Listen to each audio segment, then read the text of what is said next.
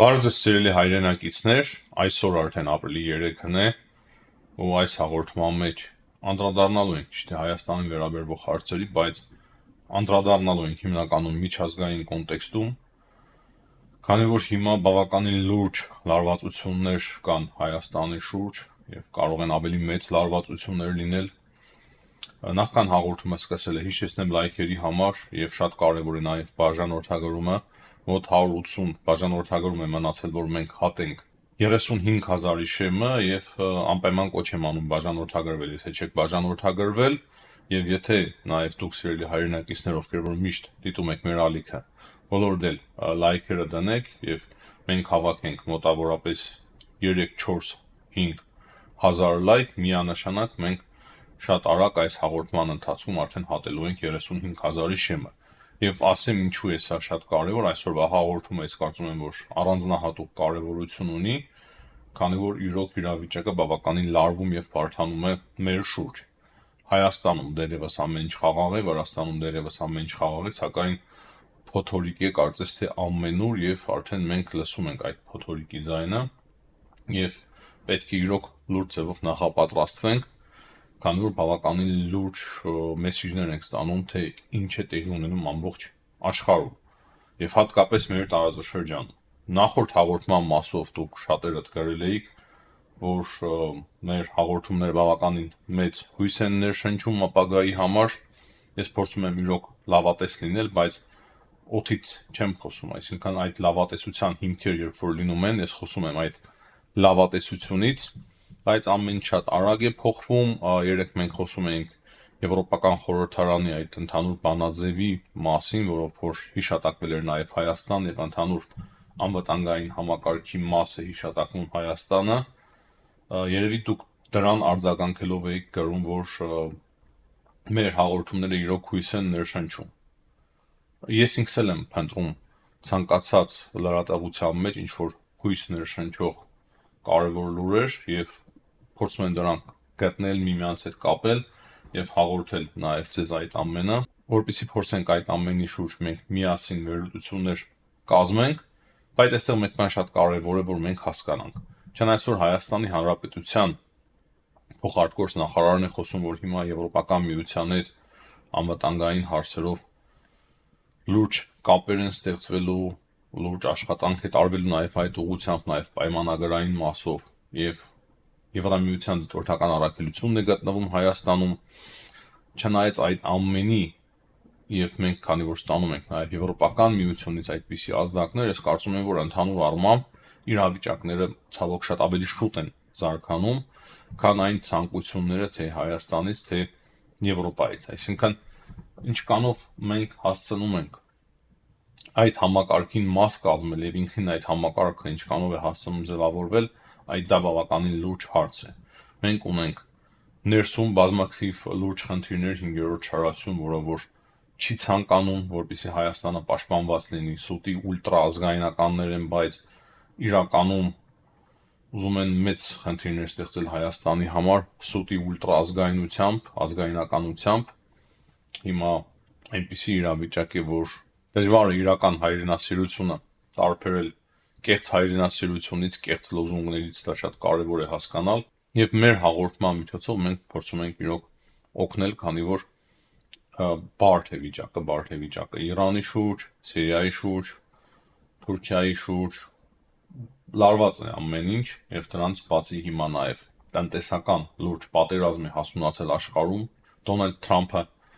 բոլոր երկրների նկատմամբ մեծ մաքսատուրքեր է սահմանել, հիմա դժվար է ասել, թե ինչ է լինելու տնտեսությունների հետ, թե Ամերիկայի Միացյալ Նահանգների տնտեսության հետ եւ թե ընդհանուր համաշխարհային զարգացող տնտեսության հետ եւ այդ 500%-անոց մաքսատուրքերը երկրորդական պատժամիջոցները կա, որոնք որ կարող է մտցվեն Ռուսաստանի նկատմամբ, երեք էլ մենք այս մասին խոսում էինք, փաստացի այս հարցը բավականին լուրջ էլ քննարկվում է Կոնգրեսում եւ Սենատում, եթե նման օրենք ընդունեն եւ Ռուսաստանը չդադարեցնի պատերազմը ընդդեմ Ուկրաինայի, ապա այդ մաքսատուրքերը եթե սահմանվեն, ապա Հայաստանը եւս կհայտնվի այդ մաքսատուրքերի տակ։ Ինձ դժվար է ասել, թե դա ինչ հետևանք կունենա Հայաստանի համար, քանի որ չեմ կարծում, որ մեծ առևտուր ունի Հայաստան Ամերիկայի Միացյալ Նահանգների հետ, բայց այնուամենայնիվ ես կարծում եմ, որ այդ պատժամիջոցները կհարվածեն նաև Հայաստանին, եւ ընդհանուր առմամբ աշխարհում հիմա մեծ տնտեսական ճգնաժամ է հասունանում։ Չեմ ցանկանում լինել պեսիմիստ եւ վատատեսական, որպեսզի այս հաղորդումը մեր ընթանա, բայց մեկ բան շատ կարեւոր է։ Մենք Հայաստանում եւ Վրաստանում, դա վերաբերում է թե Հայաստանին եւ Վրաստանին, պետք է հնարավորինս կարողանանք պահպանել միասնություն, եթե մենք ունենանք եւ կողքից մեզ չպարակտեն, դա շատ կարեւոր է մեր հասարակությունների համար, բայց ճիշտ ասած հակառակ process-ն եմ տեսնում թե Վրաստանում եւ թե Հայաստանում սարսափելի մեծ մասշտաբների ահավոր է դա տեսնելը եւ ահավոր է դա տեսնելը այն ժամանակ, երբ որ այսպիսի քաոս է մոտենում մեր երկրներին։ Հուսանք, որ այդ քաոսը մեզ չի հարվածի, բայց բավականին քիչ է դատարկ հույսերով ապրել է, պետք է կոնկրետ գործողություններ անել այ դրա համար եւ հիմա այս հաղորդման մեջ ես հստակ կներկայացնեմ թե ինչ է տեղի ունենում, այսինքն սկզբում ես թեթև նաեւ վերլուծեցի, բայց հիմա նաեւ կասեմ թե որտեղից է այդ ամենը, այդ մտավախությունները որտեղից են առաջանում։ Նախ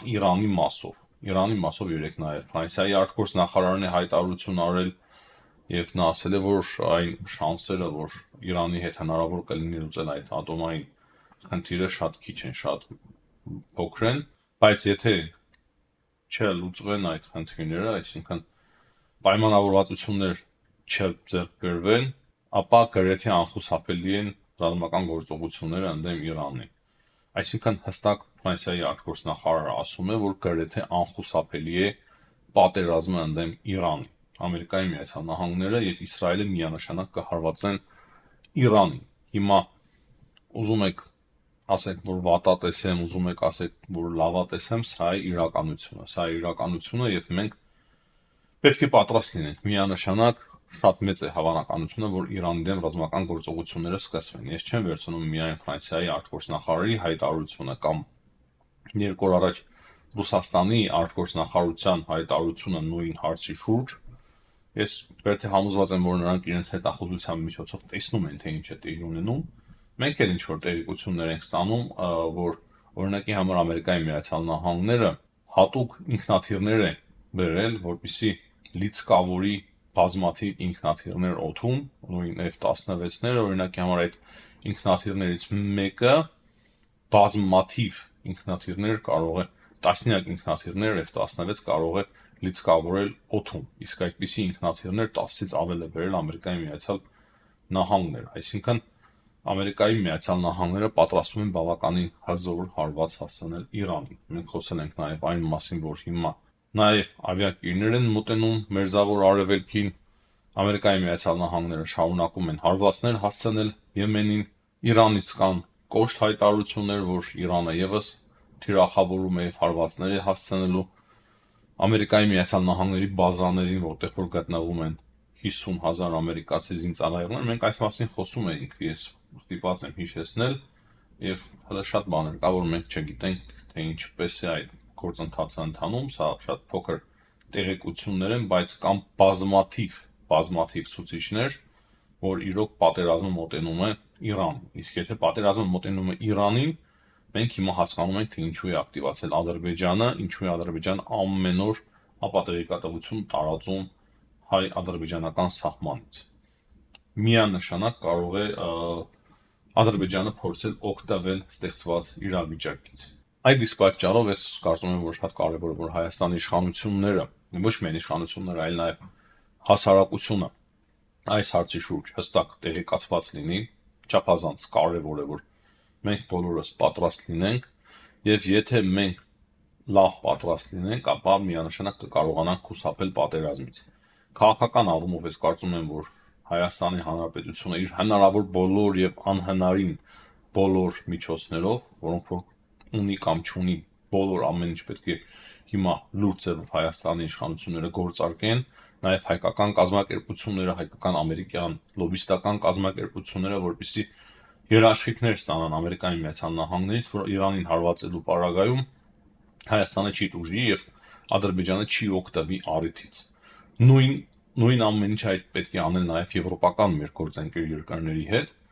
երբ որ Ֆրանսիայի արտգործնախարարը նման հայտարարություն է անում, որ գրեթե անխուսափելի է պատերազմը, ուրեմն այդ մասին տեղյակ է նաև Էմանուել Մակրոնը, Ֆրանսիայի նախագահան, ինչի մասին ենք խոսում։ Եվ Էմանուել Մակրոնի հետ կարելի է, որ Հայաստանի Հանրապետության օրինակ համար նույն վարչապետը քննարկեն, թե ինչպես կարելի է այս իրավիճակում անել ամեն ինչ, որպեսզի Հայաստանում պահպանվի ստաբիլ իրավիճակ։ Եվ մնացած եվրոպական երկրների հետ նույնը քննարկել, ինչ որ քայլերի լուրջ գործողությունների է պետք դիմել,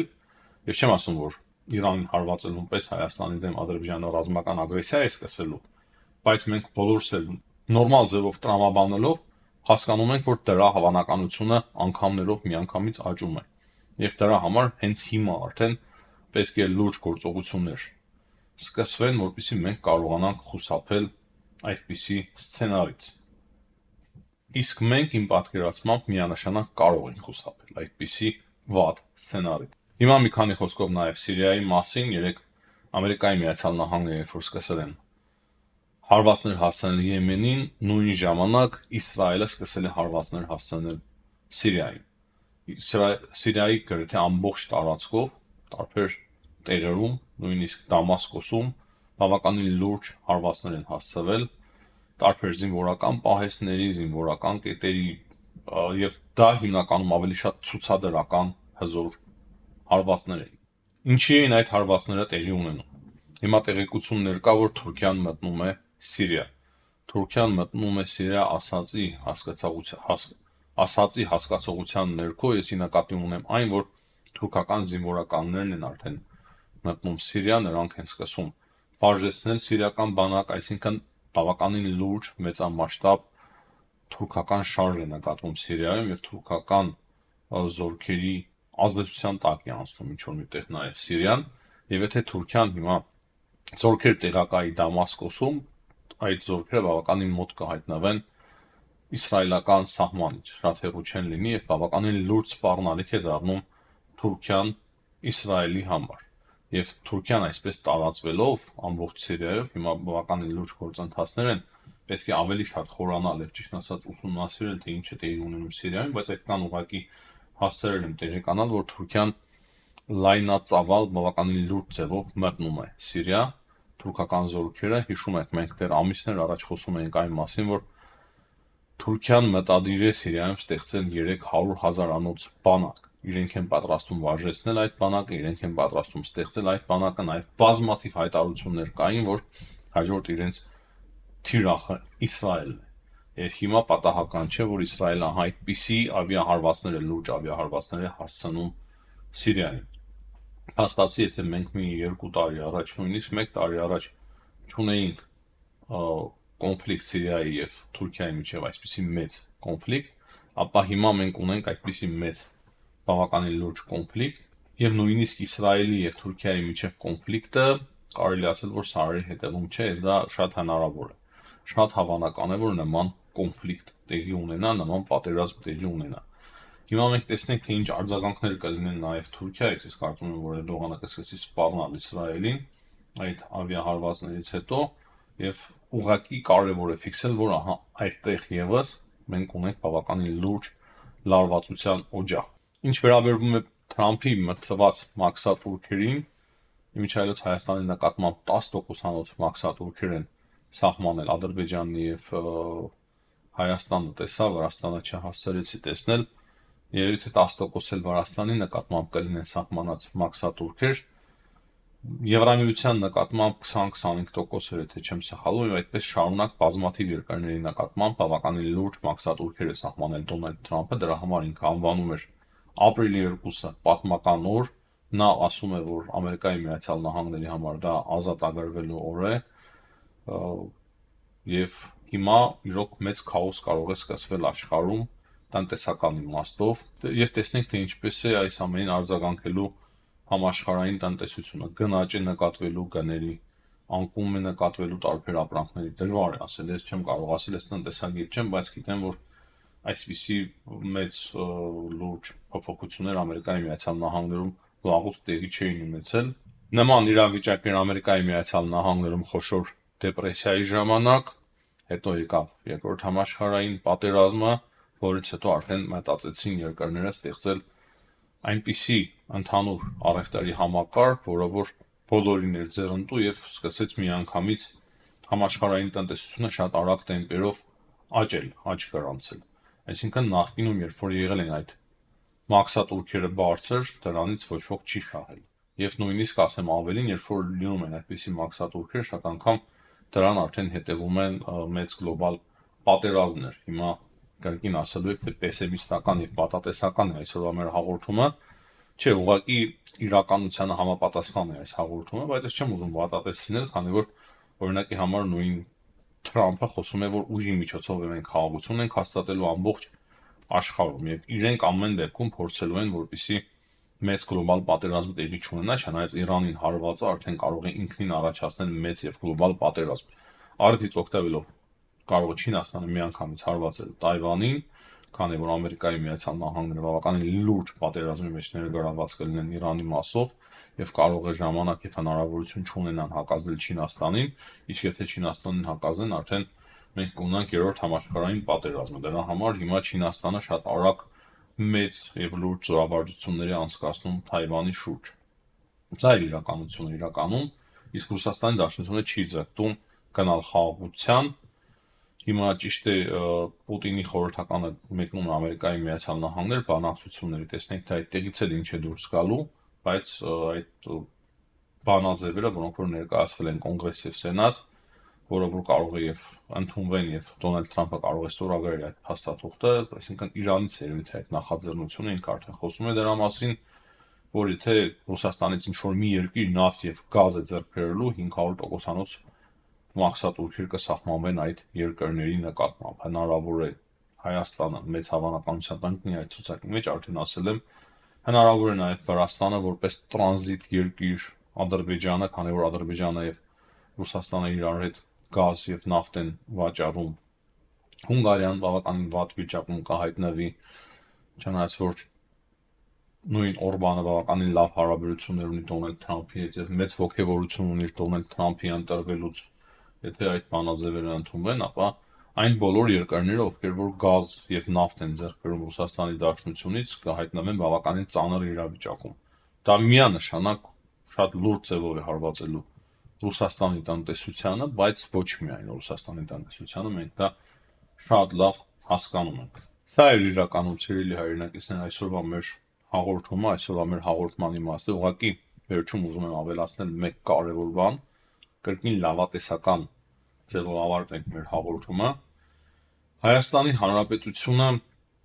այս իրավիճակում ճիշտ է բավականին թույլ է, բայց